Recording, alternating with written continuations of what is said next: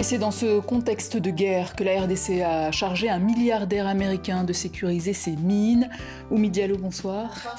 Oumy, vous nous parlez ce soir d'Eric Prince, un homme de l'ombre dont le portrait passionne les abonnés des réseaux sociaux de TV5 et dont l'histoire est tristement liée à l'Afrique. Effectivement, hein, Nidia, son surnom, le businessman de la guerre, ex-membre des forces spéciales de la marine américaine, il communique beaucoup sur le fait que c'est face à l'inaction de la communauté internationale lors du génocide des Tutsis au Rwanda qu'il décide de fonder Blackwater, la plus grande société privée de mercenaires.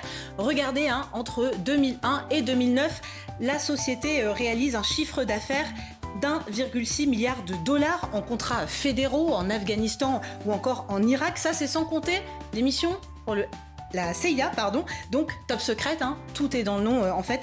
Blackwater, au trouble en français, comprendre agir dans l'ombre et aller là où les États ne vont pas. Et avec des dérapages dramatiques comme en 2007, quand les employés de Blackwater justement ouvrent le feu sur des civils irakiens. Ouais, 14 civils exactement tués à un carrefour de Bagdad. Le scandale pousse Eric Prince à revendre Blackwater en 2010 et à s'exiler aux Émirats Arabes Unis. 4 ans plus tard, 4 de ses anciens agents sont condamnés avant d'être graciés par, devinez qui ? Donald Trump.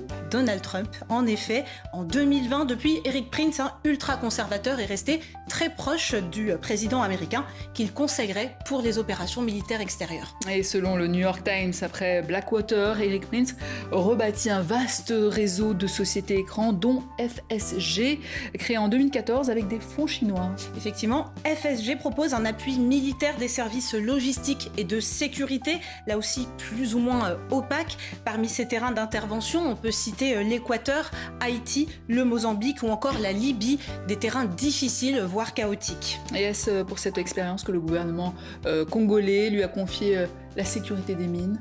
Alors en tout cas, Kinshasa semble apprécier la méthode Prince, puisque FSG est déjà présente depuis 10 ans en RDC en réalité, pour collecter des taxes minières et réduire la contrebande transfrontalière notamment. Face aux craintes d'acteurs de la société civile congolaise, le président Félix Tshisekedi a assuré que les ressources du pays ne seront jamais bradées. Merci Oumy pour votre éclairage dossier complet à retrouver sur les réseaux sociaux.